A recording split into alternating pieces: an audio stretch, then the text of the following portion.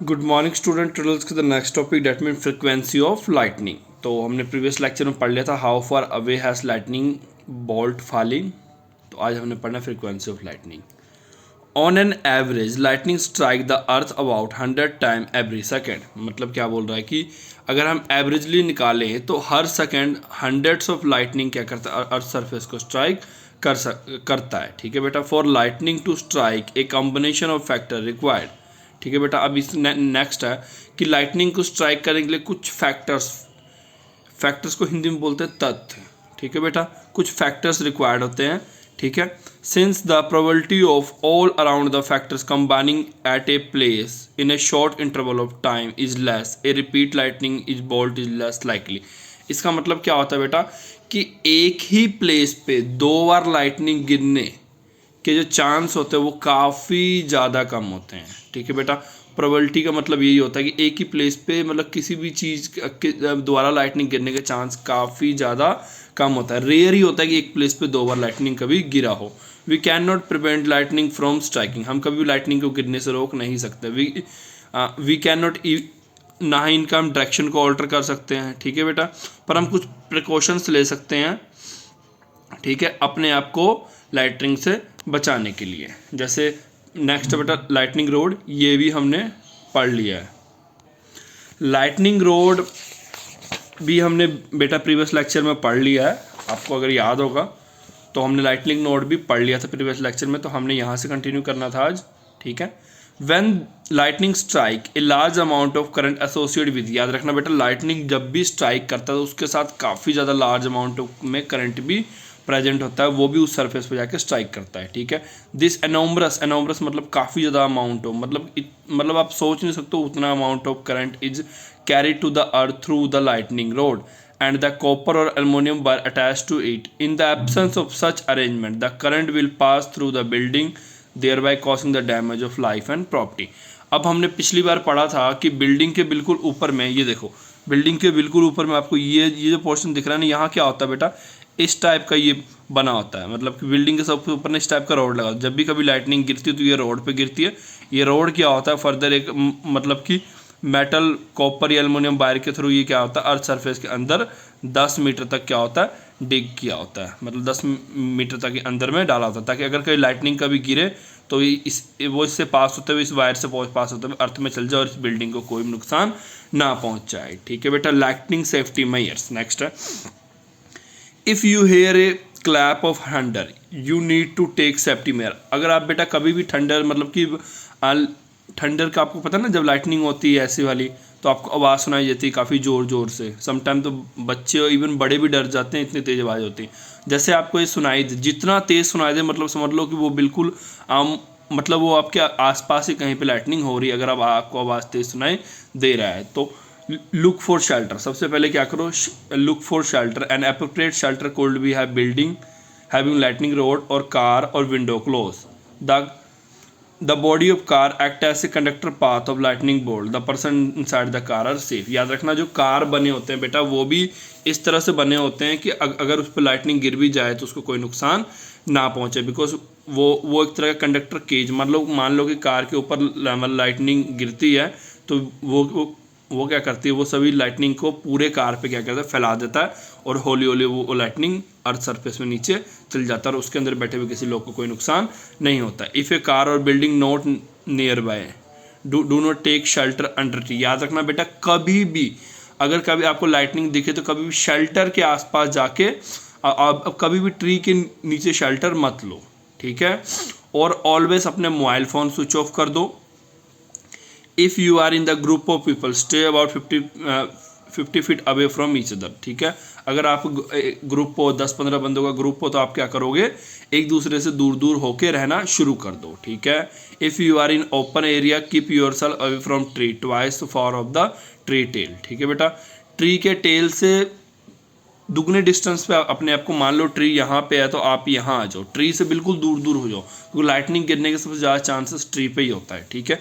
In both cases standing such your feet. ये देखो बेटा ये जो पोजीशन दिख रहा है ना, अगर आपको लाइटनिंग दिखे और आपको आसपास कोई भी मतलब कि बिल्डिंग ना हो, कार ना हो या मतलब ट्री के अलावा कुछ ना हो, मतलब आप कभी भी खुले मैदान में हो तो बेटा इस तरह का पोजीशन बनाकर बैठ जाओ। चांसेस होगा कि कम आपको लाइटनिंग ना ही गिरे, ठीक है, बिकॉज जितना कम एरिया होगा लाइटनिंग गिरने के चांसेस उतना ही कम होगा।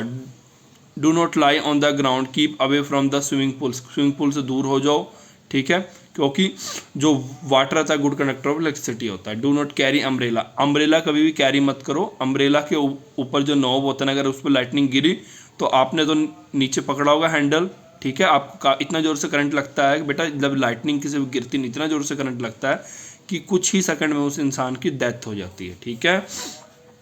Indoor safety measures, stay away from the corded phones, corded phones and cordless phones और ए मोबाइल फ़ोन में भी यूज, अगर आप यूज़ कर रहे हो इन चीज़ों को तो उनसे दूर हो जाओ। Stay away from the plumbing line such as pipe, मतलब उन सभी चीज़ों से दूर हो जाओ जो मेटल के बने हों, ठीक है बेटा। अगर लाइटनिंग बिल्डिंग पे भी गिरी तो अगर जितने भी मेटल के चीज़ है उस बिल्डिंग में, अगर उसमें से करंट, उस रोड में से करंट पास हो तो हो सकता है कि उस मेटल वाली चीज़ों में करंट पास हो रहा और आपको करंट लग जाए। Do not use electric equipment, कभी भी अगर लाइटनिंग दिख रही है आपको तो बिजली से चलने वाली सभी चीज़ों को बंद कर दो, ठीक है। डोर्स और विंडो से दूर रहो। अब नेक्स्ट हमने पढ़ना है बेटा अर्थक्विक। लाइटनिंग तो हमने पढ़ लिया, अब पढ़ना earthquake. Report of earthquake are the quick common in the newspaper in this day, all we know they can be highly destructive. Earthquake probably most intimidating and the potentially destructive phenomena in nature and routinely claim a lot of life and property. ठीक है बेटा।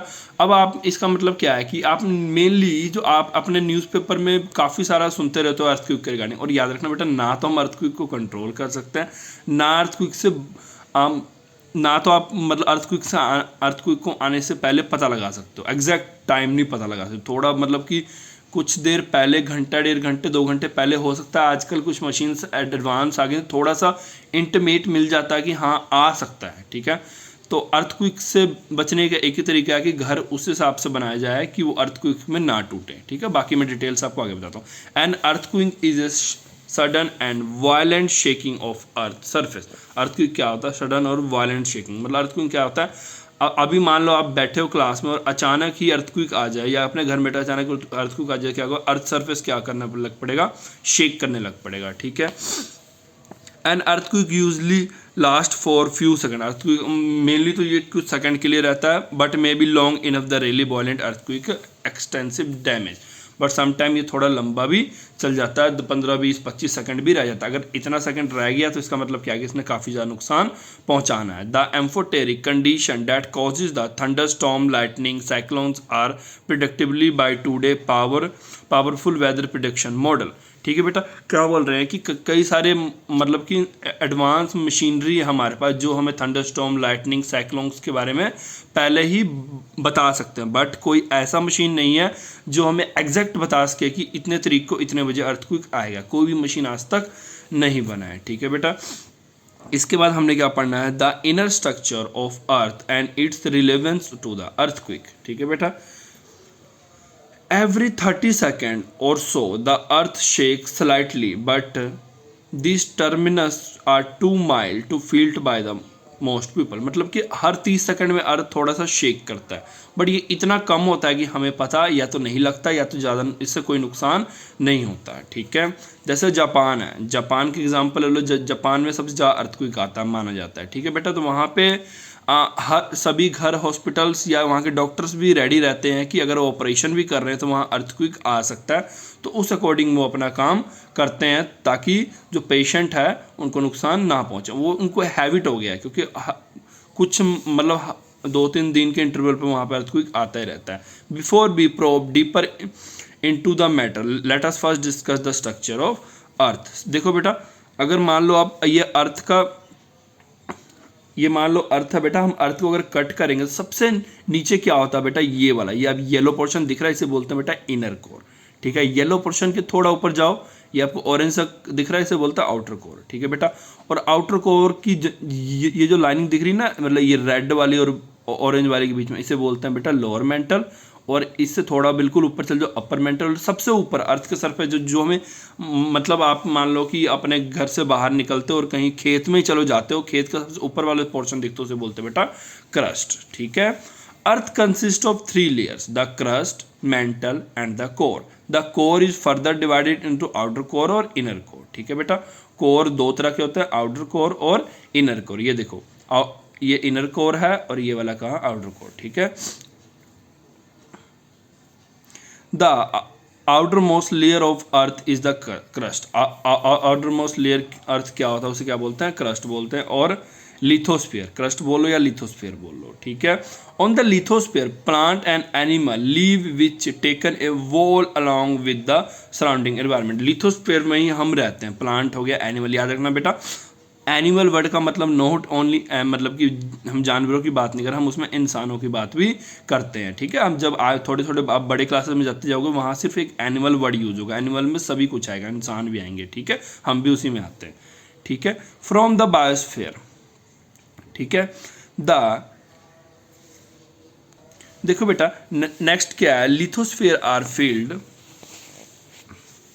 With water bodies. जो हम अगर हम बेटा lithosphere की बात करें, लिथोस्फीयर मतलब बेटा क्रस्ट। ठीक है, क्रस्ट और लिथोस्फीयर आर दो सेम थिंग। ठीक है, लिथोस्फीयर किससे भरा होता है, वाटर बॉडी से।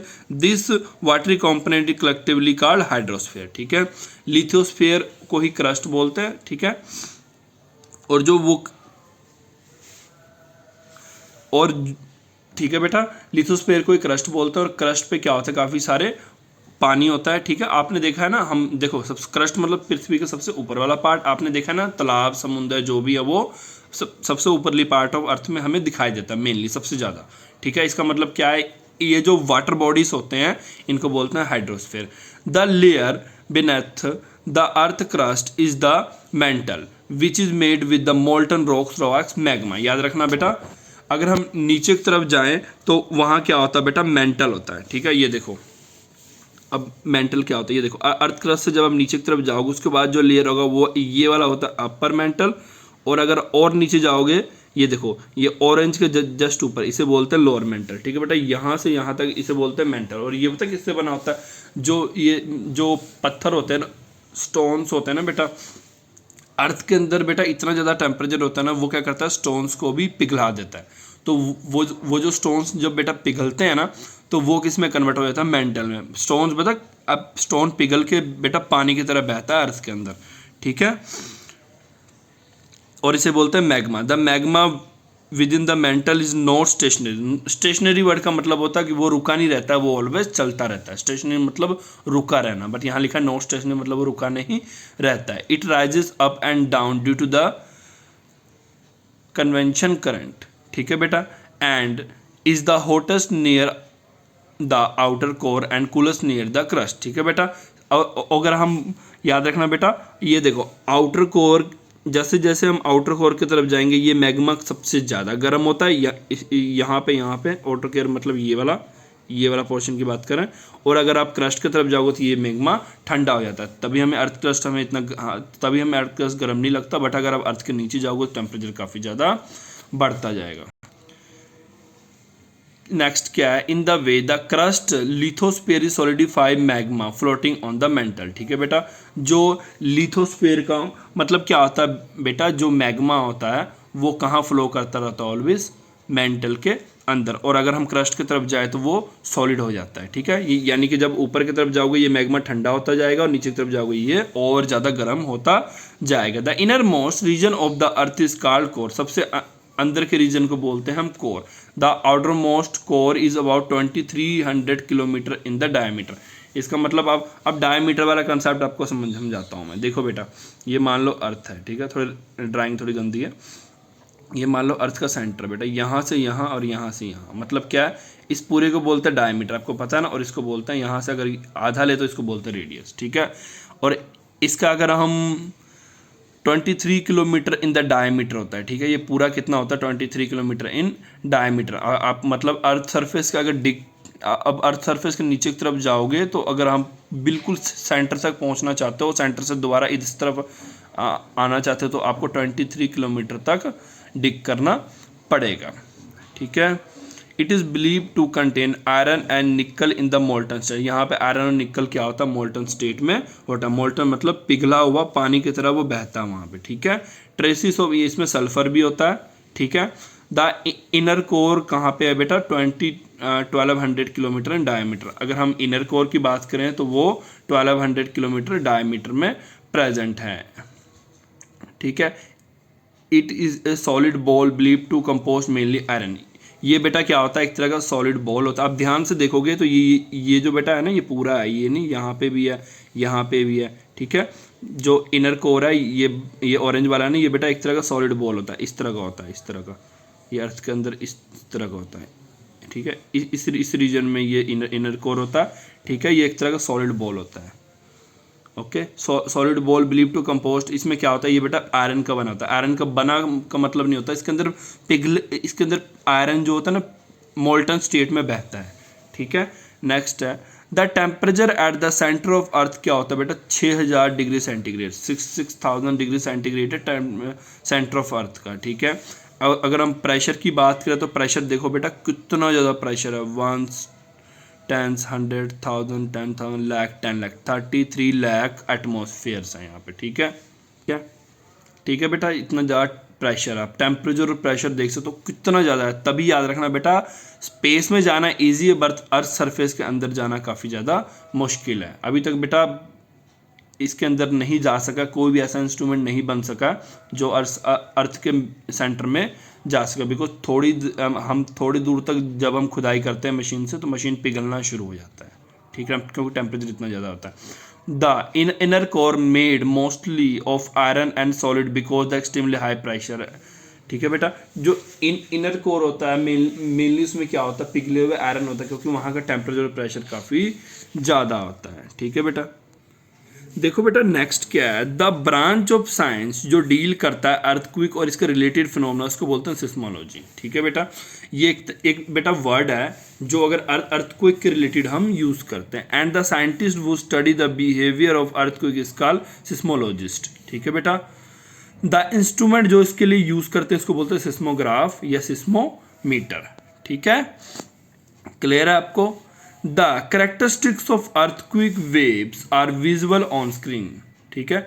अब आपने भी थोड़ा सा मशीनरी देखा होगा बेटा, इसे सिस्मोग्राफ कहते हैं। ये एक तरह का मतलब कि मशीन होता है, और ये नीचे क्या होता है बेटा, ये पेपर होता है, ठीक है। जब भी कभी अर्थक्वेक आता है तो ये मशीन कैसे करता है, मान लो पहले यहाँ स्टेबल है, फिर ये ऐसे ऐसे मतलब कि शेक करना शुरू कर देता है, शेक करना शुरू करता है। इसके नीचे बेटा पेन सा लगा होता है, जब भी ये शेक करता है इस पेपर पे ये लिखना शुरू कर देता है। अब मान लो कि अगर अर्थक्वेक नहीं आया है तो ये बिल्कुल सीधा चल रहा है, सीधा चल रहा है, सीधा चल रहा है। अचानक अर्थक्वेक आ गया तो ये ऐसे ऐसे चलना शुरू कर देगा, ठीक है। फिर क्या करते हैं, स्केल लेके से अब स्केल लेते हैं बेटा, फिर इसे देखते हैं स्केल लेकर कि ये कितना लंबा, मतलब देखो जब अर्थक्वेक नहीं था ये सीधा चल रहा था, और जब अर्थक्वेक आया ये ऐसे ऐसे मतलब कि शेक करने लग पड़ा। फिर इसे मापते हैं और इससे पता लगता है कि अर्थक्वेक कितना डेंजरस था या कितना कम डेंजरस था, ठीक है बेटा।